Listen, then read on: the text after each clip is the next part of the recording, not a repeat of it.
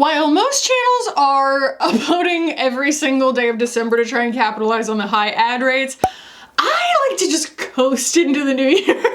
I love December because I get to do all of the year-end roundups, and I've I don't know, the list over the years has grown to the point where it's like, it used to be the last week of December, and now it's like the whole month of December, and I love year-end roundups because I feel like we, as a community, put so much work into trying products over the course of the year that we deserve to just sit back and judge.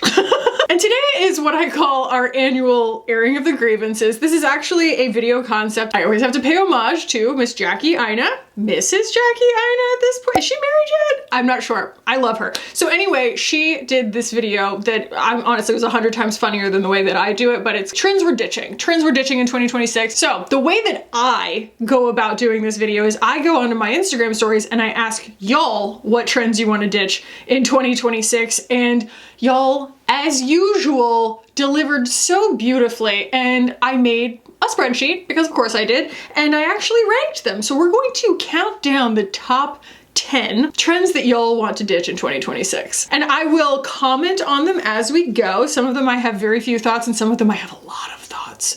But before we jump in, I want to talk to y'all about today's sponsor. We are getting very, very close to shipping cutoffs, and I wanted to go ahead and call out the deals that are going on Ana Luisa's website. It is spend $65, get 20% off, spend $125, get 25% off, and spend $175, get 30% off. So this is a really good opportunity to save on some last minute gifting. I'm gonna show you all the things that I have new today, but everything, all the jewelry that's not, again, installed by a piercer is my normal everyday backbone of my collection Ana Luisa jewelry. So I wanted to kind of do all sparkly, dainty holiday things. So I have this really pretty cubic zirconia pave ring. I like this because I can wear it on different fingers because it's a little bit flexible in its sizing. It's still really sturdy. It doesn't feel like it's gonna bend or something like that, but I can really alternate where I wear it because I love to switch up my ring stack all the time. And this one's really, really versatile. And I just love how special it feels. It's just really festive. And then we have this gorgeous bangle that is very much in the same spirit, right? It's going to give you that kind of tennis bracelet feel, but it is a bangle with a closure, and it comes in 2 sizes, which is fantastic because I have little bitty wrists. It's bangles are always falling off of me, so it's really nice. And then I have this. This is this very beautiful, very delicate cubic zirconia pendant on this really, really delicate chain. And I was wearing it on the longest length, but it does have an adjustable chain, you know, up to 3 lengths. So this is collar length, and this is more part of my stack. So all the gold that Ana Luisa uses is recycled. All of their stones are ethically sourced. They also have solid gold, diamonds, silver. Right now, not only can you get some really fantastic last minute deals on their website for gifting or just gifting for yourself, but also if you spend $175, you get a free pair of diamond studs. So make sure to check out Ana Luisa using my link in the description. They're a fantastic value. It's a really impressive gift. And thank you to Ana Luisa for sponsoring a portion of today's video. All right, y'all. I have a spreadsheet. You know that means I'm locked and loaded. Let's jump into the trends that we're ditching in 2026. Okay, so this first one I had to Google and then I had to continue digging because since I'm not on TikTok, a lot of the things that are driving people crazy are not on my radar at all. And that is, I hope I don't get flagged for saying this, butthole lips? Butthole lips. And listen, my generation is very scarred by the idea of butthole lips. We have a completely different definition of it that seems to be the thing that the young beauty people on TikTok love to do, is take our trends and be like, no, they're cool again, but we're gonna tweak them a little bit or whatever. Either way, good for them. But we used to think of it as concealer lips or an ultra matte long wear liquid lipstick where when you put it on and you did that, it looked like a butt, your mouth looked like a butthole. And it was not a polite thing to say to someone. But now it's this very unserious trend in the way that people are actually doing their makeup that's very different. It's a brown liner with a pink liner inside of that, and then a lip gloss, and it's supposed to give you butthole lips. I think that it's just kind of a really last ditch attempt at TikTok trying to just do something viral. We have run out of ideas. I don't do TikTok at all, and it's not because I think that like people creating on that platform are less credible or less legitimate or whatever than long form. It's just that I'm not going to make content that I don't want to watch, and I find the kind of rushed nature of short form content to not be appealing at all. It kind of abuses my attention span, and my attention is hanging on by a thread as it is. But I have to say, on this topic, separating the anger around the appearance of whatever this trend is and the fact that it exists and they're calling it that at all, I feel like is really important. It's like, you can't really be mad at people putting on brown and pink lip liner. Like, I'm not mad about that. But I do understand the cynicism around the way that we have all become little marketing geniuses. Like, all of us are trying to get attention online all the time. And I think that like the younger generations are better at it. But I also think it's because like that's most of what their brains are being exposed to now, is just like fast, fast, fast, fast, fast. I don't know. I don't mean to generalize, but like they are definitely better at it than I would be if I went onto the platform and tried to make something cool, okay? That's all I can figure. But yeah, it's like some combination of wanting things to be viral and like rage bait or something, but it's like not even a trend in my opinion. And somebody did say like trends in general as something we should ditch in 2026, and I was like, honestly, yeah. It used to be something that we would all observe, right? We would be like, ooh, something is happening and that is a trend. Now it's like people want to engineer a trend. I don't know. It just doesn't appeal to me. I totally get it, but like it doesn't bother me. Number 9 was very specific. A lot of people are really tired of the integration of ASMR and makeup. It's like, we didn't ask for that. Like, a lot of people hate when someone taps their nails on a product. If my memory serves, the reason that we started doing that in the first place as beauty creators was to show that something was in a glass container, because that was seen as something that was a little bit more luxurious.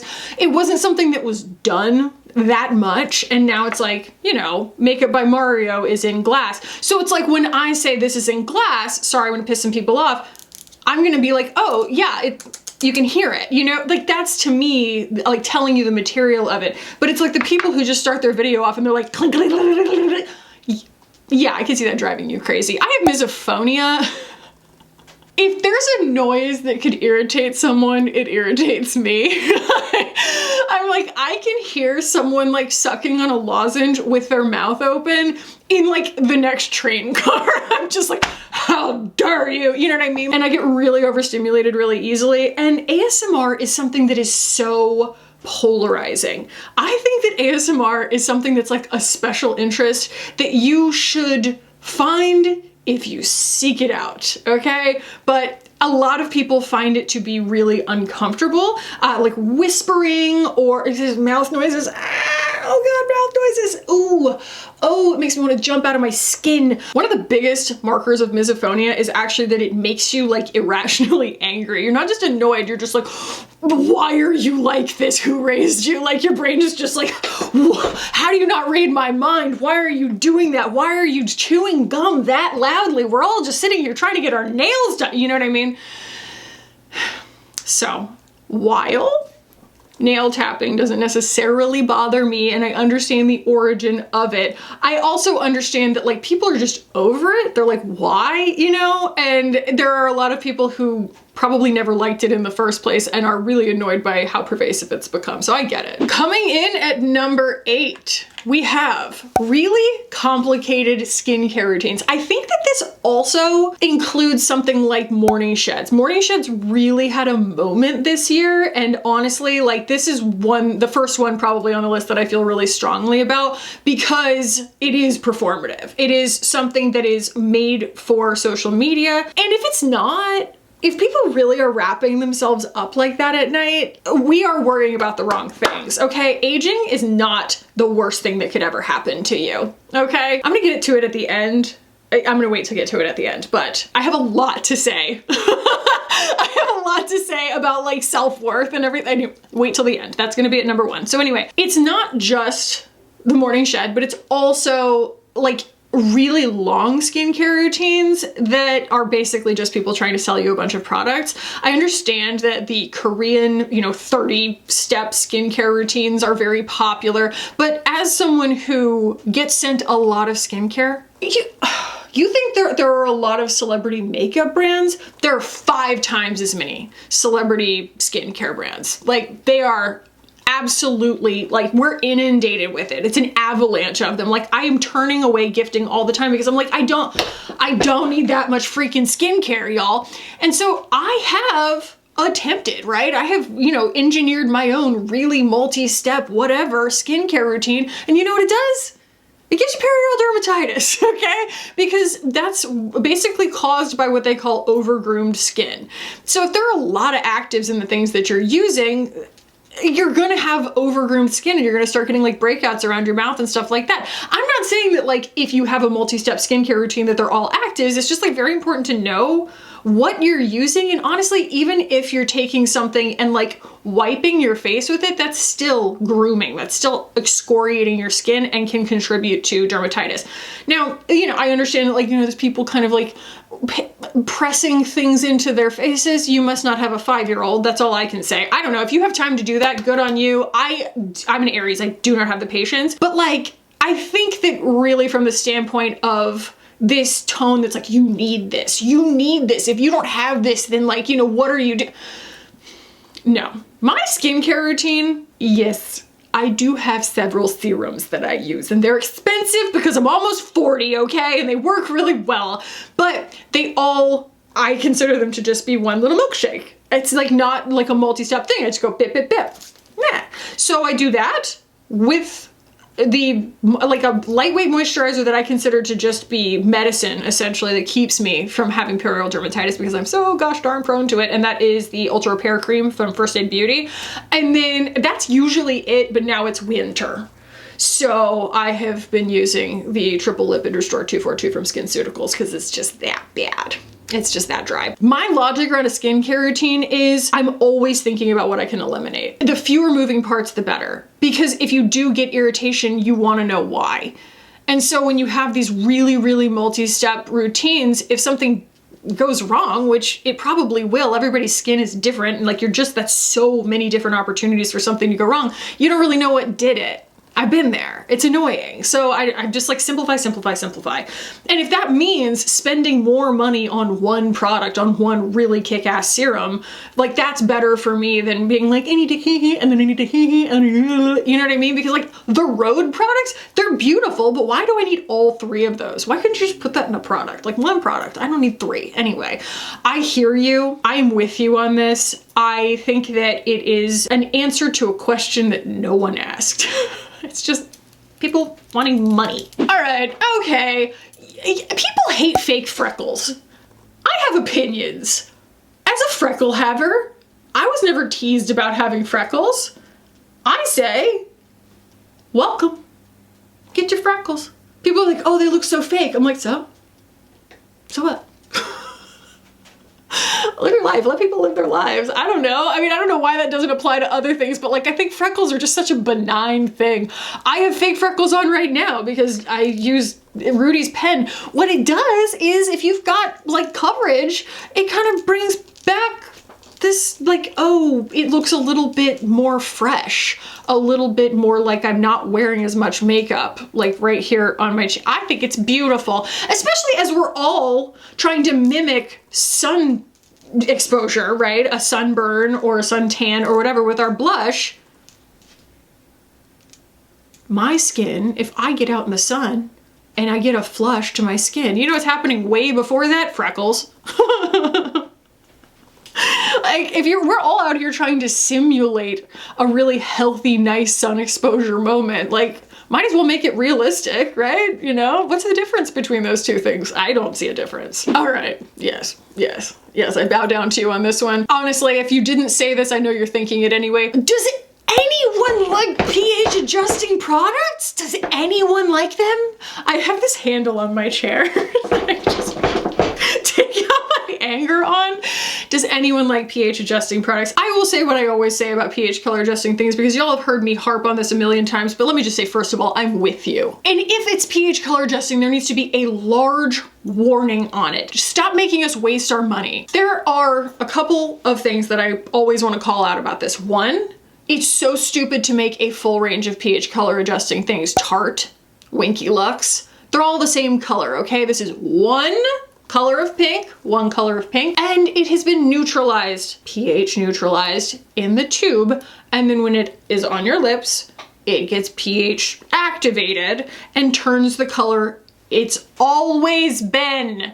So Milk Makeup telling you that theirs is, they give you this color wheel of like coral and pink that it's going to turn on various skin tones like a mood ring, I call shenanigans. It's not true. Like, that's not a thing. They're so full of it. Like, maybe because you took like swatches of people's skin, like, you know what I mean? Like, sure, their skin was showing through, but the product itself is the same color no matter what, okay? And there are people who can wear that pH color adjusting pink. That's not the bad part. That's not what we're mad at. We're mad at the bait and switch because there are products out there that are already that color. You know, I always say like Tower 28 has a bright pink lip gloss. I think that like Yenza does. Something else that I tried recently had it and people were like, oh, you know, it has that ingredient in it. I'm like, it has the ingredient in it that is that color, but it doesn't have the neutralizer in it, the pH neutralizer. And so like, I don't care if it's got that color in it, as long as it's not lying to me.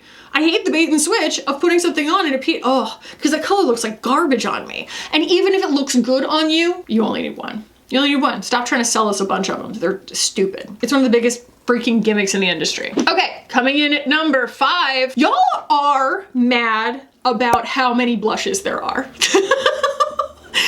And like, I kind of get it because it's like, I think that like so many people are coming out, so many brands are coming out with blushes that are around the same colors that there is almost a reason to believe that you need to own them in different formulas. And it's just not true. I have in the past, I know, there is a very vocal, I don't know, majority of people who watch my channel who really want me to keep doing face swatching videos. Sometimes they perform and sometimes they don't, y'all. But I love doing a face swatching video because it's like, hey, let's compare a bunch of beige blushes and I'm gonna tell y'all what you already have, right? If it's like the exact same color as X, Y, and Z, often, unless the formula is so bad, you don't need more than one of the same color in the same type of formula, you know? And so it's like having a bunch of powder blushes that are all about the same color. There are a lot of brands that would love to kind of lead you down the primrose path and kind of keep you on your toes and make you think that like, you need this one, it's special. I'm gonna tell you if it's special. I'm gonna tell you if it's sheer. I'm gonna tell you if it's opaque. I'm gonna tell you if it's opaque because it has white backing to it or opaque because it has actual like true pigment to it, you know, because neither of those is bad. They're just for different skin tones. I'm gonna tell you if something is hot garbage. I'm gonna tell you if it is difficult to use. And I have my favorites, but I will always kind of lump them together, you know? It's like, okay, serum blushes, they're all kind of the same thing. Pick the color that you want, you know? And I think that that's really a big part of my job is like disambiguating those things. So maybe I need to be doing more face swatching videos. If y'all say you'll watch them, I will do them because they look ridiculous, okay? Like I get done with making those videos every single time with like a face full of colors and I'm like,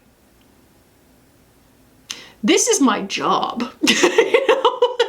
I always feel so ridiculous. So anyway, yeah, if y'all have those, I will do them. I will do them. I get it. And it will keep you from buying too many of the same blush. Number 4. Y'all, a lot of y'all, are really sick of the clean girl fallacy.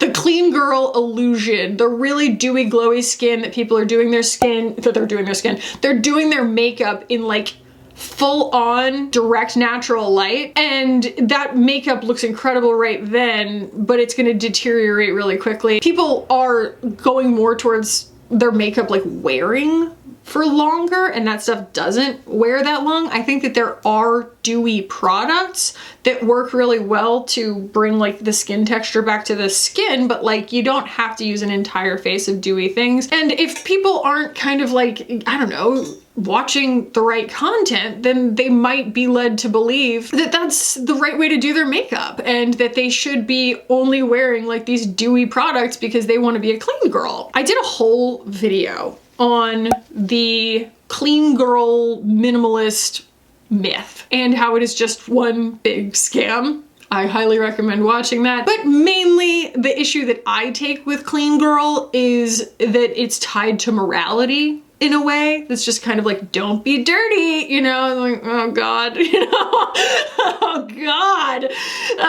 it's a little, just, whoa, that's loaded. But then also I think some people are just tired of like a slick face. And I didn't used to care. And then one time recently, I was at dinner in New York and our waitress came up and she had like covered her face in something like that. I don't know, like a Glow Lust or a like Charlotte Tilbury Flawless Filter or something like that. And it looked wild. After she walked off, I turned to Alex and I was like, that is a cosmetic that she's wearing on her skin to make it look like that. He's like, oh God. I was like, is she okay? So I think that the same way that we accuse some people of being blush blind, I've been accused of being brow blind. I think that some people get dewy blind. You know, we all go through phases in our lives. There was a time in my life where I used to apply Becca highlighter as a finishing powder and then hit it with like so much setting spray that it was smooth, but it also kind of glistened in the light.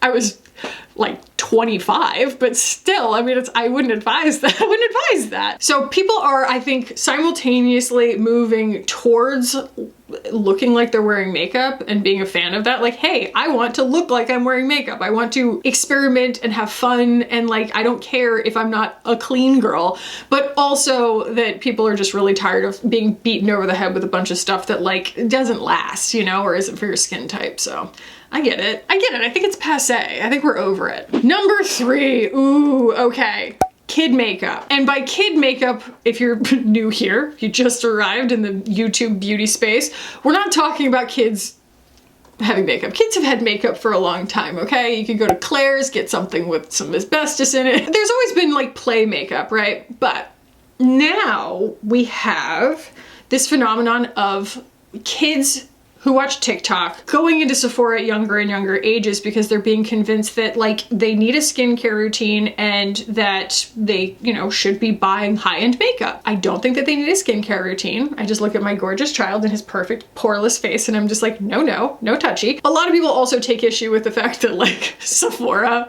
brick and mortar, is just swarmed with children. Like, it is, it is. But the thing that has come to really be frustrating on my channel about that, and I think that it's what most of the people are referring to, is that we will buy makeup that we don't realize is made to be inconsequential because it's made to be sold to children at Sephora or at Ulta. So you'll get what you think is like a lip balm from a brand that you trust and you're like, oh, this is gonna be really pretty. It comes in this whole mess of shades and whatever. Glossier, Makeup and Mario, you could argue. Milk Makeup, you could argue. Some people like that stuff. But like, the new Patrick we are so, oh, somebody said it, squeezy tube lip balms. That was like one person submitted that, but it's like, haven't we had enough? Haven't we had enough squeezy tube lip balms? Or like just colorless lip glosses, products that are literally made to not really be visible on the skin because they want kids to be able to buy them and for them to feel special and spend their money, but that their parents will still let them buy it because it's not something that they can make themselves look like clownish with in the morning. They don't need to be supervised, you know? It's like, it's a clear lip balm at the end of the day. So it's been disappointing as I have thought I was going to review a new product from a brand that I had previously liked and gotten something in my hands and been like, y'all, it's kid makeup. Gosh darn it, you know? Because it's just, as a 38-year-old woman, I don't want kid makeup. Number 2, this is so surprising that this got so many votes, y'all. Y'all are really, really sick of people overlining their lips. Like, some people were talking about the really high contrast lip liner and I totally get it. I think that that's kind of intentionally polarizing. You know, I think that people do it because they know that it is something that not everyone would do and not everyone likes and that they can pull it off or whatever and like more power to them. But I think that what people are mainly referring to with this is when people like you know, wipe out their Cupid's bow, or they like really overline. And the true purists of like illusion building makeup are like, do you think we don't know? You know, like, that is a matter of opinion, of whether that's in good taste or poor taste. But I have seen it in a way that it's like, I'm gonna overline my lips this much and it looks pretty good. And then there are people who like, again, go like overlining blind. And you just, it's like the first thing you notice about their appearance. And maybe that's what they're going for. You know what I mean? Like, there are people who get tattoos because that's what they want you to see. Like, they're not trying to convince you that they grew there, you know? So, I mean, again, more power to people, but at the same time, like, I think that it is kind of the old school, like, makeup purists that are going, girl, do you think that we don't know that those aren't your lips? And like, I get it. I get that that would drive you crazy. It almost feels like you're looking at someone who has like unblended, you know, foundation on their face or something. So I get that it bugs people. I'm kind of like, you know what I mean? More power to them. All right. And number 1, I am making this one big group that these are kind of the main ideas of excessive plastic surgery, assimilation to the same appearance, ED culture, overfilled lips, body comparison online, skinny talk, perfectionism, lack of individualism, and the rise of people who are already thin taking GLP-1s. I buried the lead here because what I really want to talk about and what this like triggers in me is that like, I think that of all the moral panics that we have in the world right now about like who's doing what and that celebrities are getting their eyelids cut off, or they're getting buccal fat removal, or they're getting whatever the flavor of the week is of getting themselves just, you know what I mean? Unrecognizable. And then blaming the beauty standards on the Kardashians and people being sick of like very artificial looking plastic surgery, which was very trendy a couple of years ago. And also the perpetuation of like ultra thinness. Like a lot of this to me is just part of a much larger crisis of self-esteem. People who are getting what would be known as excessive plastic surgery, right? Where they're unhappy with it. They're like, ooh, why did I do this to myself? I have had plenty of work done. I mean, not like plenty, but all my teeth are fake. I get Botox. I've had my lips done. I mean, that's pretty much it. I get peels and stuff like that. But like, I'm very satisfied with the work that I've gotten done because I feel like it's always something where I make the decision. It's like, I know what I want it to look like. I'll know when I get there and then I'll stop, you know? And I always want to make sure that I'm like paying the most money for the person who's going to do it the best X, Y, and Z. But there are people who, you know, you watch on like TV shows and stuff like that end up with something that they don't really like. And from where I'm sitting, I think it's because they don't know what they want it to look like. They just know that they don't want it to look how it looks right now. You know, they don't have a destination in mind. They're just like, I don't know, I hate it, just fix it. And that kind of goes to assimilation because, well, I mean, it's kind of unavoidable, right? I mean, you see it in all the celebrities. It's like they're all going and getting the same surgeries to like, you know, take their eyelids out. Mandy Moore looks, I'm sorry, like she looks unrecognizable. To me, the susceptibility of thinking that someone else's opinion of what your face should look like is more important than you liking what your face looks like or you embracing your individuality. Let's not say every single thing on you know what I mean? If you've got something that's gonna totally like make you happy, like my lips, my teeth, that made me happy. Like, best money I ever spent. And you have a destination in mind and you have someone that you really trust and like you know what you want it to look like and you know that when you get there you're gonna be happy if it's done right. I say do whatever. Do whatever. Like do whatever body modification that you want. I just think that there's a huge difference between that and the slow, sometimes fast, creep towards someone not recognizing themselves and like that being a crisis in and of itself because they didn't know what they wanted, they just knew they didn't want what they had. And so while, like I said, I think that there are conditions under which more power to you, do whatever you want, a lot of the people getting these things done, you would probably say, like especially in the public eye, you would probably say, they were perfect to begin with. There was nothing that needed to be done there, and the thing that they had gave their face character. And I'm a big fan of faces having character, but that is something that I was raised with. I was raised with my mother talking smack on Jennifer Grey my entire life. She's like, her nose used to be so awesome, and then she got a nose job and she lost her career. Meg Ryan used to be so cute, and then she did blah, blah, blah. Like, my mom had these things about women who had fantastic, adorable, whatever, character to their faces, and then they changed them, and she's just like, why can't people just value what they look like? And I think that that's, you know, obviously a reductive opinion, because there are so many possibilities out there that can really improve how you look at yourself, right? I don't think that it's black and white, but I do think that there is a crisis of people trying to fix something on the outside when the problem is on the inside.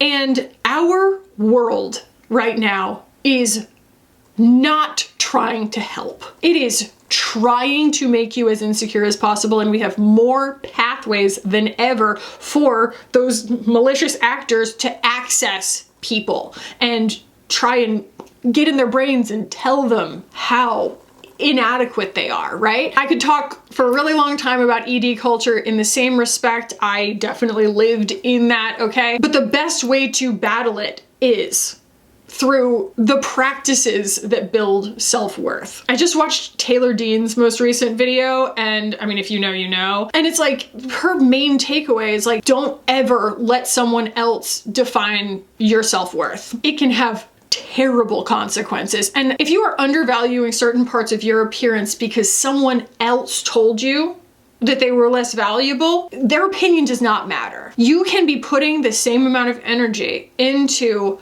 loving yourself and building those practices of loving yourself and really valuing your individuality that you're currently devoting to letting too many people have access to your psyche, right? And I've talked to a lot of people who are like, I just have never had self-esteem. And I'm like, it is a skill. It's a skill. I didn't grow up with self-esteem either. I think a lot of people in our generation didn't. It's a skill that you have to like learn and hone and continue practicing forever to keep those muscles hot, because anytime something kind of, you know, pushes you off course or something like that, like those intrusive thoughts can come in really quickly, and you have to know when something is dissonant. You have to be able to know when something is taking you away from yourself. It's making you abandon yourself. That's kind of the best way to explain it for me. It's like, oh, every time I let someone else define my happiness, it's me abandoning myself a little bit, right? And sometimes we abandon ourselves so far that like we don't even, I call it a sacred fire, sorry. We abandon our little sacred fire that's ourselves, that's our center of like our valuing our individuality and thinking, wow, I'm full of potential, and you know, like all the things that your parents probably wished for you, right? It's just like, oh, you're amazing. You don't have to do anything to impress me. You don't have to do anything to earn my love. I know that's not everybody's experience, but ideally that's, you know, how your parents should think of you. And then we should be able to also like receive that and be like, oh my God, I am beautiful because there's a soul in my body. I am beautiful because I have all these features that like I inherited from the people that I love. And like, I have all these skills that are different from other people's skills. And that's the point, you know, that I'm not like other people, stuff like that. It can be really hard to kind of like keep valuing those things in a world that is constantly telling you that like that things are trendy, like, you know what I mean, like appearance qualities are trendy, or like fashion whatever is like, this is something you need to adhere to or you're being left behind. That when you kind of get too far from that lovely little like microcosm of sense of self, you sometimes forget that it ever existed, and then you create what I call an emergency reality. And some people can live their entire lives in an emergency reality where all of their decisions are made out of fear because they won't look in the mirror and they won't ask themselves the hard questions. I think that it is the source of toxic relationships. I think it's the root of most of the things that we're morally panicking about is truly just a crisis of self-love. And you know what? That's free. That's free 99. I mean, you can start practicing self-love immediately and it doesn't cost you anything. I think the first step is to tune out the people who are telling you not to love yourself or that you need to do something in order to love yourself. I always say this, and I know that there are a million people, not a million people, Kackie. There are people, a lot of people on my channel who've heard this before, but I will say it again. If you are always loving a previous version of yourself, like, ooh, my younger self, I was so hot, whatever, or a future version of yourself, like, I will love myself when I lose that weight, or when I get that thing, or when I whatever, you're gonna reach the end of your life and never have loved yourself in real time. You're never gonna love the you right now, and right now is actually the only thing that's real. So the weapon to fight all of this stuff that feels like it's just preying on our souls right now, the way to fight back is to place more value on our individuality and make the practice of loving ourselves a priority. The second thing to do, I would say, I haven't put together like an exhaustive list here, but it's like, first of all, tune out the bad influences, but then start saying nicer stuff to yourself. Like, I listened to my inner critic, and then I just kind of said, read no bad parts, do it. But I like listened to my inner critic and I was like, where did I even get this stuff from? And then you think on it for a second and you realize that there are people in your life or people in your history that are your inner critic. They said something to you in your past that you internalized, and now you tell it to yourself and you might not even realize it. And when you do that, you can distance yourself from it and be like, that's just that person's opinion. And they're damaged too. You know what I mean? They didn't say that to me because they wanted to help me. They didn't say that to me because they really thought that. They said that to me because they're hurting, you know? And so if you can kind of zero in on those things and start turning the negative things in your brain into positive things, just start saying nicer stuff to yourself, it goes a long way. And I think that starting by saying, I am a person who loves themselves, or is at least making it a priority, could be a huge step. Because I've heard a lot of people say, I just have never had self-esteem. Some people think that that's their lot in life, that they're never going to love themselves. And I'm here to tell you, everyone deserves to love themselves no matter what. So I think that it is the way to keep our brains intact in this world that is trying to inundate us with all this pressure to assimilate. And if you're like, Kackie, are you morally panicking about all of the, you know, the assimilation and everything? This has all happened before. We're talking about 1990s ED culture and stuff like that. I know that things are cyclical, but the media consumption is so exponentially large now, so much bigger than it used to be, and things have so much more access to us that if you're not careful, it becomes everything that you hear all day. So if you are like comparing yourself to other people's bodies, or if you're like I said, like blaming the Kardashians for perpetuating you know, an unachievable beauty standard, the answer is not blaming some rich person you don't know. The answer is always looking within and being like, why does that make me feel self-conscious, you know? Because I can tell you, I'm more or less on the other side of that. I keep those muscles really hot and I'm very unaffected by it. I'm just like very unaffected by this stuff. I'm very like, you know, like, I don't really care like what's a cool body type or like whether I should get boobs or something like that. Like, I've never had boobs. I've always been the same front and back, just as God made me. But I have no problems with the way that I look or my body. I have like, it's like if you could change anything, I wouldn't change anything. And it's like, you know, who's the most beautiful person in the world? Think about it. And then you're like, why is it not you? Because of someone else's opinion? You should think you're the most beautiful person in the world. That's my opinion. For what it's worth. It's a drop in the ocean, but that's my opinion. Anyway, I love getting deep on a silly video. Those are the top 10-ish things that y'all want to ditch in 2026. I hope you enjoyed this little chat. Please contribute your thoughts in the comments below, and be sure to check out Ana Luisa using the link in my description for your last minute holiday shopping. If you enjoyed this video, please give the video a thumbs up. If you're new here or you just haven't subscribed yet, please subscribe while you're here. We would love to have you. I will put a video up here that I think that you'll enjoy if you liked this one. I will link the sweater below. I know, it's really good. I got it in gifting, it's so good. I love y'all so much. Look forward to some more end of year roundups. Yeah, I'll see you in the next one. Bye y'all.